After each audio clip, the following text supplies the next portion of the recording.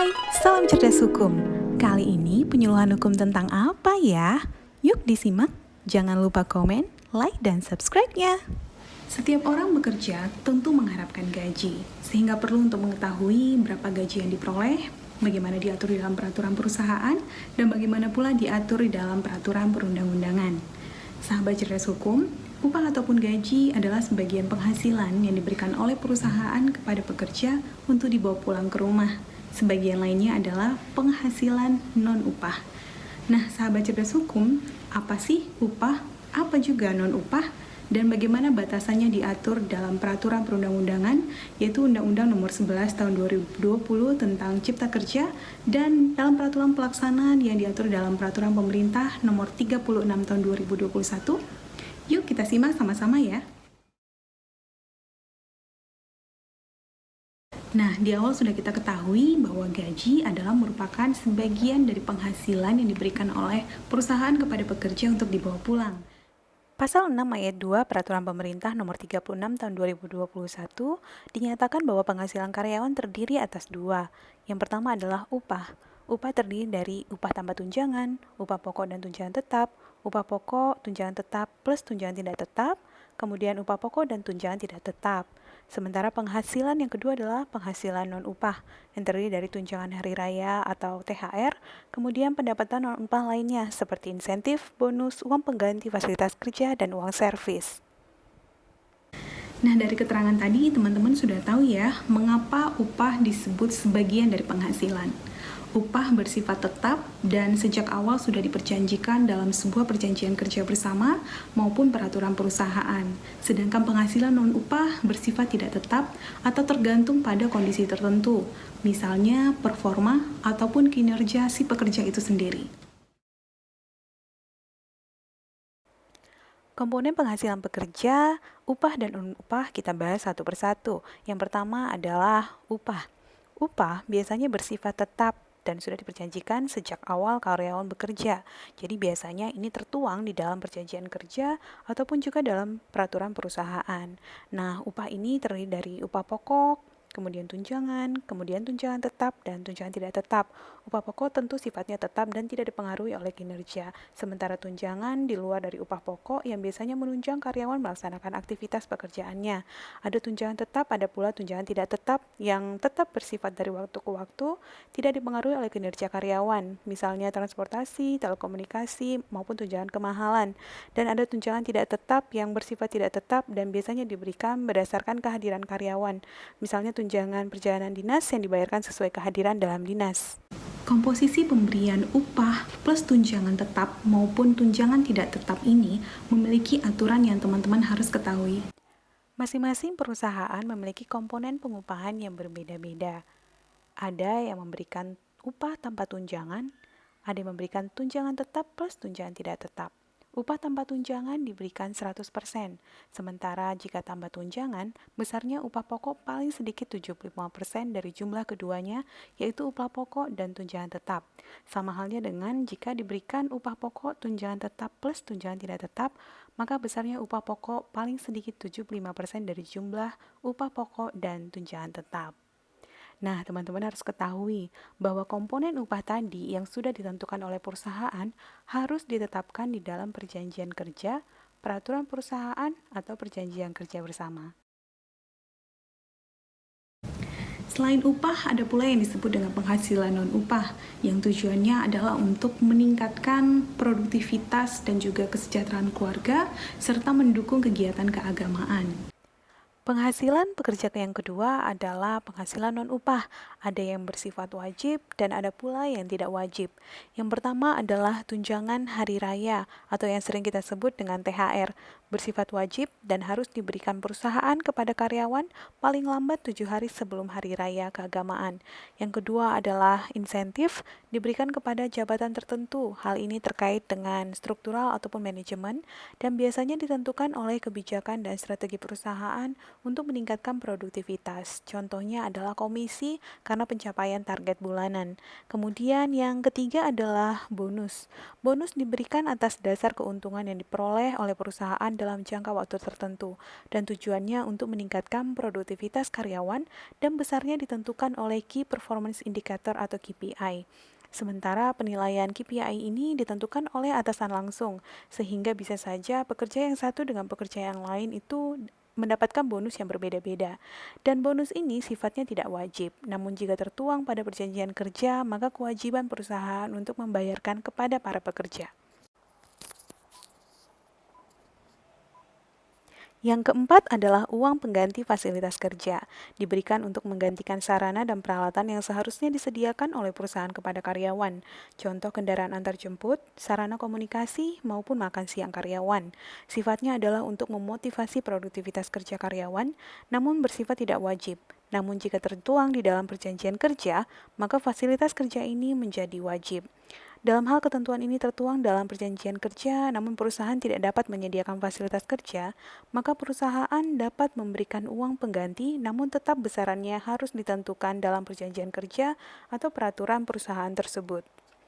Yang kelima adalah uang servis. Uang servis pada perusahaan dengan jenis usaha tertentu sifatnya wajib dan diatur berdasarkan peraturan atau keputusan menteri, misal perusahaan perhotelan atau restoran hotel.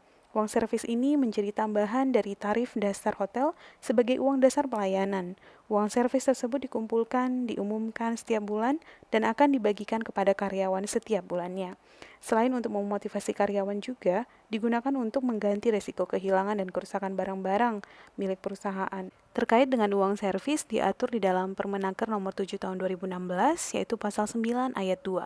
Sekali lagi, fungsi penghasilan non-upah itu adalah untuk meningkatkan produktivitas kinerja ataupun performa kerja dari si pekerja dan juga untuk meningkatkan kesejahteraan pekerja itu sendiri dan juga keluarganya sehingga tidak secara langsung menyentuh aspek pekerjaannya. Namun apabila hal ini tertuang di dalam perjanjian kerja ataupun peraturan perusahaan, maka perusahaan wajib untuk membayarkannya kepada pekerja. Secara filosofi, pekerja atau buruh berhak atas penghidupan yang layak bagi kemanusiaan, berhak untuk memperoleh perlakuan yang sama dalam penerapan sistem pengupahan tanpa diskriminasi, dan berhak pula memperoleh upah yang sama untuk pekerjaan yang sama pula nilainya.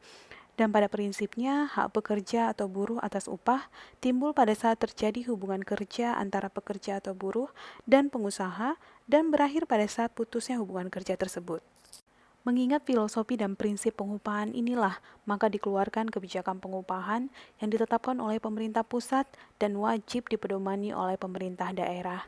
Adapun kebijakan pengupahan ini meliputi upah minimum, struktur dan skala upah, upah kerja lembur, upah tidak masuk kerja karena alasan tertentu, bentuk dan cara pembayaran upah, hal-hal yang dapat diperhitungkan dengan upah, dan upah sebagai dasar perhitungan atau pembayaran hak dan kewajiban lainnya. Selengkapnya terdapat di dalam Peraturan Pemerintah Nomor 36 Tahun 2021. Terkait dengan struktur dan skala upah, melalui Undang-Undang Cipta Kerja, teman-teman harus tahu bahwa perusahaan diwajibkan untuk menyusun struktur dan skala upah dengan memperhatikan masa jabatan, golongan, kemudian pendidikan, dan juga kompetensi. Tentunya hal ini adalah untuk peningkatan upah pekerja sampai pada masa pensiun, sehingga tentunya hal ini juga dapat meningkatkan kesejahteraan para pekerja. Terkait dengan denda keterlambatan membayar upah dan THR, pada pasal 95 ayat 2 Undang-Undang Nomor 13 Tahun 2003 tentang Ketenagakerjaan, pengusaha yang karena kesengajaan atau kelalaiannya mengakibatkan keterlambatan pembayaran upah dikenakan denda sesuai dengan presentasi tertentu dari upah pekerja atau buruh, di mana besaran dendanya juga diatur di dalam peraturan pemerintah tentang pengupahan. Jika perusahaan tidak memenuhi sanksi denda, maka perusahaan dapat dikenai sanksi administratif jika ada pengaduan kepada Dinas Tenaga Kerja. Dan yang terakhir adalah adanya gugatan dari para pekerja itu sendiri. Baik upah maupun non-upah harus dibayarkan sesuai dengan aturannya, nilainya, dan peraturan perusahaan dan tidak boleh lewat dari jangka waktu bayar. Jika terjadi keterlambatan pembayaran upah atau bahkan tidak dibayar sama sekali, maka perusahaan dapat dikenakan denda. Berdasarkan Pasal 61 Peraturan Pemerintah Nomor 36 Tahun 2021, keterlambatan pembayaran upah oleh perusahaan pada hari ke-4 sampai hari ke-8 dikenakan denda 5% dari upah untuk setiap hari keterlambatan. Sementara keterlambatan setelah hari ke-8, maka denda 5% dari upah untuk setiap hari keterlambatan di hari ke-4 sampai hari ke-8 ditambah denda 1% dari upah untuk setiap hari keterlambatan. Bagaimana jika setelah sebulan upah tidak dibayar? Maka dikenakan denda 5% dari upah untuk setiap hari keterlambatan di hari ke-4 sampai hari ke-8, ditambah denda 1% dari upah untuk setiap hari keterlambatan, ditambah lagi denda tambahan berupa bunga sebesar suku bunga tertinggi pada pemerintah. Pada pasal 62 ayat 1 Peraturan Pemerintah Nomor 36 Tahun 2021 juga mengatur tentang keterlambatan pembayaran non-upah atau THR. Pembayaran THR 7 hari sebelum Hari Raya Keagamaan, di mana pengusaha yang terlambat membayarkan THR kepada pekerja dikenai denda sebesar 5% dari total tunjangan Hari Raya Keagamaan yang harus dibayar sejak berakhirnya batas waktu kewajiban pengusaha untuk membayar. Setiap perselisihan hubungan industrial wajib diupayakan penyelesaiannya terlebih dahulu melalui perundingan bipartit secara musyawarah untuk mencapai mufakat. Apabila dengan cara perundingan bipartit tidak menyelesaikan perselisihan, maka salah satu atau kedua belah pihak mencatatkan kepada instansi ketenagakerjaan setempat bahwa telah dilakukan perundingan bipartit tetapi tidak berhasil. Setelah menerima pencatatan, instansi ketenagakerjaan setempat wajib menawarkan kepada para pihak untuk menyepakati memilih penyelesaian melalui konsiliasi atau melalui arbitrase. Jika pekerja dan pengusaha tidak memilih proses konsiliasi atau arbitrase, maka instansi ketenagakerjaan akan menyerahkan kepada mediator.